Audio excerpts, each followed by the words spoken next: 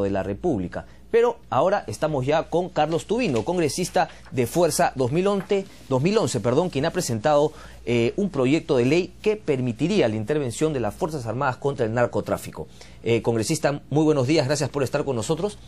Quería comenzar que nos cuente un poco su historia, cómo llega al Congreso de la República por Fuerza 2011, porque entiendo que usted no es militante, así fue invitado, ¿verdad? Así es. Bueno, muy buenos días, Cristian, muy buenos días, amigos y amigas que nos ven esta mañana. Y yo quiero hacer un saludo especial a la población ucayalina, a la cual represento en el Congreso. Cuéntenos un poco, ¿cómo así? Porque usted no es de Ucayali. No, yo no soy de Ucayali, yo fui jefe político-militar hace 15 años. Y la verdad que el pueblo ucayalino ha sido muy generoso conmigo. Yo he postulado al Congreso y el pueblo ucayalino me ha dado su voto. Tuve 18.400 votos y al final lo represento en el Congreso. Enhorabuena. ¿Cuál fue ese vínculo? ¿Cuáles eran los momentos por los cuales pasaba la ciudad de Ucayali en esas épocas que usted era jefe político-militar? Porque siempre la imagen pues de los militares ha sido negativa, sobre todo en la lucha contra el subversiva, muchos abusos por ahí, pero usted parece que es la excepción, es decir, caló hondo entre la población de Ucayali, tanto así que años después lo eligen como representante en el Congreso. Sí, muchas gracias por lo que acabas de decir, y yo te puedo decir con mucha humildad que yo creo representar hoy día a todos los oficiales y personal de las Fuerzas Armadas que hicieron las cosas bien en zonas de emergencia, que hubieron muchos.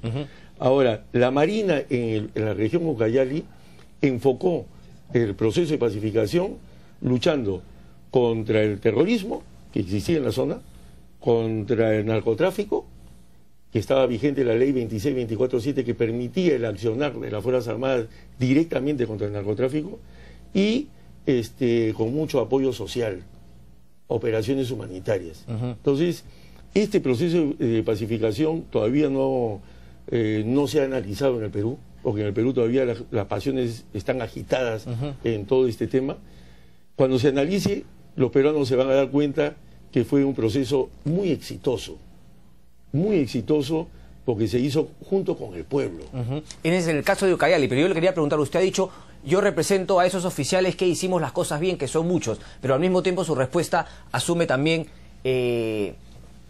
digamos, la aceptación que hubo algunos que lo hicieron mal. ¿Cree usted que ya se ha separado la paja del trigo dentro del ejército, dentro de las Fuerzas Armadas, de los que hicieron bien su trabajo y de los que hicieron mal, de cara a que la imagen de las Fuerzas Armadas cambie frente a la población? Porque todavía hay ciertas dudas. Hace poco planteamos la pregunta acá de tener militares en las calles y la gente tenía ciertas dudas, no, pero temor. Por supuesto, yo también. Yo soy el primero que diría que no, porque para eso tenemos policía. Pero en mi proyecto de ley, por eso se enfoca a las zonas declaradas en estado de emergencia, áreas rurales con terrenos inhóspitos propios de las Fuerzas Armadas. Yo sí creo... Antes de pasar a ese tema, la pregunta nuevamente, ¿cree que se ha separado la paja del trigo, se ha puesto a la gente que hizo mal su trabajo, se le ha sacado las Fuerzas Armadas y está en la cárcel? Sí, así es. O sea, hoy día yo creo que las Fuerzas Armadas han hecho vamos a decir, este trabajo, que no es un trabajo agradable, y al final hoy día tenemos oficiales dignos. Yo como inspector general del Ministerio de Defensa he visto a gente muy profesional y sacrificada en el BRAE hoy día, y que cumple muy bien su función. Entonces yo con mi proyecto de ley lo que pretendo es ayudarlos a que este proceso de pacificación camine, y yo para simularlo, este proceso de pacificación, para que se entienda, lo estoy simulando con un vehículo. Creo que todos somos conscientes que para que un vehículo camine tiene que tener 4 llantas bien infladas, no una llanta desinflada y otra inflada. No, así no caminamos. El vehículo de la pacificación lo podríamos simular así. Para que ande este vehículo se necesitan hacer 4 tipos de operaciones. Operaciones puntuales, que son operaciones basadas en inteligencia contra los líderes de estas organizaciones alzadas en armas. Y eso viene mejorando últimamente. Esa llanta anda mejor, anda bien. La segunda llanta, que es operaciones de control territorial, son las 28 bases que tenemos en la zona. Esto ha ido mejorando, etcétera, etcétera, pero tenemos una llanta atrás del vehículo que está desinflada. ¿Cuál es? Operaciones contra el narcotráfico. Estas operaciones contra el narcotráfico hoy día se realizan únicamente a cargo de la DINANDRO, Y no es suficiente, porque estamos utilizando mal los medios que ya tenemos desplegados en la zona. O sea, esto no le cuesta al Estado ni un centavo más, porque yo ya tengo al ejército desplegado. Si yo tengo al ejército desplegado, me parece totalmente ilógico y difícil de entender, y esto solamente se puede entender porque existen preconceptos y paradigmas que hacen que las operaciones no se hagan. Acá lo que sucede es que si yo, oficial de ejército, que estoy en una de estas bases, veo o me entero que el día de mañana va a pasar narcotráfico cerca de mi base, yo no puedo actuar directamente. Yo solamente puedo actuar directamente contra el narcotráfico cuando me encuentro de forma fortuita con el narcotráfico, pero no cuando debo planear una operación contra el narcotráfico. Eso lo debe hacer únicamente el Aguinandro. Y el Aguinandro tiene una sola base en el BRAE, en Palmapampa, que tiene recursos, tiene helicópteros, etcétera, pero no son suficientes, porque hoy día en el BRAE se produce la mitad del narcotráfico que se produce en el Perú. O sea, el Perú hoy día, de acuerdo a Naciones Unidas, produce potencialmente 302 toneladas de cocaína. 160 toneladas salen del BRAE. Y eso realmente nos debe preocupar a todos los peruanos. ¿Cuáles son esos prejuicios, esos paradigmas que existen que no permiten pues que las Fuerzas Armadas participen en la lucha contra el narcotráfico? En todo lo que es narcotráfico existe la tendencia a que puedan haber actos de corrupción. O sea, hay esa posibilidad. Pero cuando uno pone sobre la balanza la necesidad, como la que estoy describiendo, en el terreno, lo que sucede en el terreno, y que requiere que haya más elementos en esta actividad de interdicción, y por otro lado, el preconcepto. No, ¿por qué me voy a comprar este problema? Este problema no es mío, este problema es de la policía. Entonces, al final, y además puede haber algún acto de corrupción, esto me puede deteriorar, mejor no me meto en el lío del narcotráfico. Entonces, al final, ese es lo que prevalece. Sin embargo... No, pero ese sería un interés particular del Ministerio de Defensa, es decir, mejor no me meto en este problema y dejo a la policía, al Ministerio del Interior y los ciudadanos, y es decir, la ciudadanía, ¿cuál es la mejor manera de enfrentar al narcotráfico para no convertirnos en un México de aquí a unos años? Eso es lo que hay que ver. Entonces, ese es justamente lo que dice mi proyecto de ley, porque al final, si le preguntamos a la policía también le va a decir, con sus paradigmas y sus preconceptos, los mismos generales van a decir, no, nosotros estamos actuando bien, no se necesita las Fuerzas Armadas. Ellos van a decir eso. Entonces, es una lucha de intereses y de prejuicios.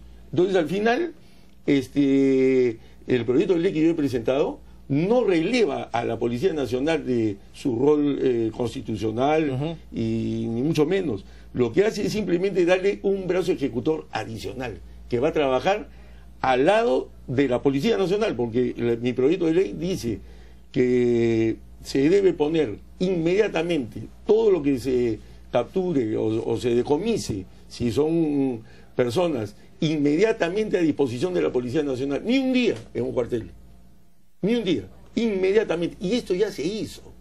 Esto no es nuevo en el Perú. Esto se hizo por parte de la Marina en la región Ucayali hasta el año 96. O sea, el conocimiento de causa es que usted plantea esta... Claro, o sea, yo no soy un teórico. Yo soy una persona que actúa de acuerdo a las necesidades operativas. Esto ya se hizo con éxito en la región Ucayali. Y hoy día se puede continuar este éxito en el BRAE.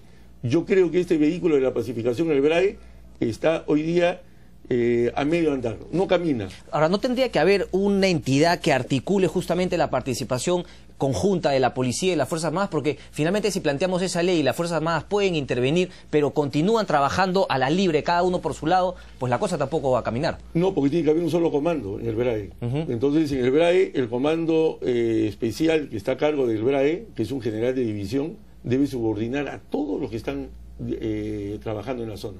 Sin embargo, la Policía Nacional no está subordinada al Comando Especial del BRAE. Y esa es otra cosa ilógica, porque los principios de la guerra, en cualquier empresa igual, tiene que haber una cabeza. Eso es lógico. Sin embargo, uno va al BRAE y encuentra que la policía, sí, el general coordina, pero no está subordinado. Ni siquiera el área de responsabilidad del comando policial que está en el BRAE coincide con el área de responsabilidad del Comando Especial del BRAE.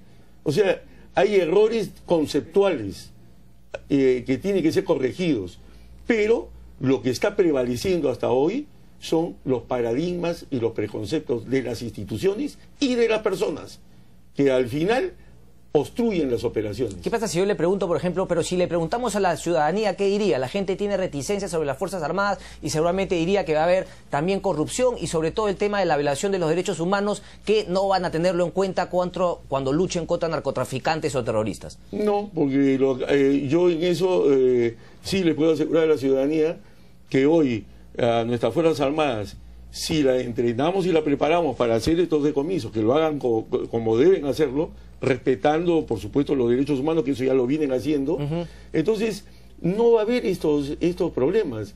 Pero podrían haber, como también existen hoy día con la policía, algún acto aislado de corrupción. Puede ser que no solamente aislados, ¿no? Hay algunos institucionalizados, como el tema de la gasolina, ¿no? Que incluso se vendía para la fabricación de cocaína. Pero eso no es un tema institucionalizado. Ese caso último fue el caso de un técnico del ejército que estuvo involucrado en este tema. Entonces, eso simplemente lo que hay que hacer es aplicarle la ley. Pero ese es el punto, ¿no? Y ahí venía mi término institucionalizado, que a veces se cubren las espaldas entre ellos y ves que hay una corrupción institucional en el sentido de que cuando se encuentra el culpable hay gente que lo protege, hay artimañas para que la gente no sea sancionada. A eso me refería. No. Yo sí puedo decirlo como ex inspector del Ministerio de Defensa, que afortunadamente eso no se da. Perfecto. O sea, yo creo que esto debe darnos tranquilidad. Hoy día las instituciones están hoy día mucho más sólidas. Son instituciones que realmente han madurado en una democracia como la democracia peruana, y yo creo que podemos confiar en ellos. Perfecto. Sí creo que podemos confiar. Deberíamos, además. Así es. ¿Se debe diferenciar entre narcotráfico y terrorismo o debe ser un mismo enemigo, una misma estrategia? Bueno, acá el tema es que los narcoterroristas, que le estamos llamando, pues, para tener un lenguaje común, son elementos que primero tienen ideología, o sea, no son un grupo que conforma un cartel, no, son maoístas que aplican tácticas militares maoístas, que están coludidos con el narcotráfico, sí lo están, pero que tienen ideología. O sea, acá no hay que confundirnos. Acá no hay que agarrar y decir, mira, estos elementos que están ahí. Claro, una ideología convenida, ¿no? Porque, claro, ellos en nombre de esta ideología, pues, sirven al narcotráfico para tener fondos para continuar con su lucha ideológica. Así es. Ese es el kit del tema. Entonces, tenemos que luchar contra estos elementos en una forma integral. Eso es lo que estamos presentando nosotros. Y además no debemos olvidarnos de la población, porque ellos hoy día utilizan al pueblo para sus operaciones. Entonces, ellos se han organizado con una organización maoísta, tienen una fuerza principal, que son los elementos que están, vamos a decir, armados, pero usan lo que ellos le llaman una fuerza base, que son civiles que apoyan logísticamente a esta fuerza principal. Y además tienen lo que le llaman la fuerza local, que es una reserva.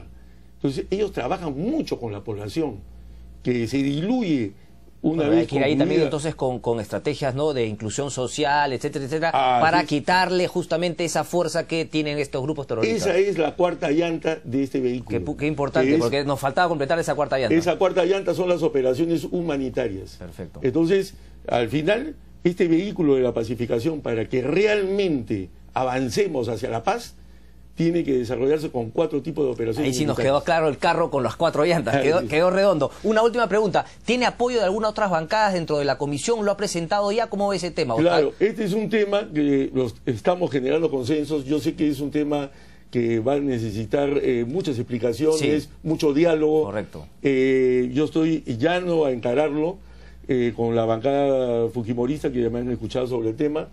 Y nosotros estamos construyendo esos consensos que necesitamos. Bueno, enhorabuena pues que se debata y a ver si es que se puede llegar a un buen acuerdo, y enhorabuena también que se presenten proyectos de ley. Esa es la labor del congresista. Muchísimas gracias, Carlos Tubino, entonces, congresista de Fuerza 2011. Hacemos una pausa y volvemos.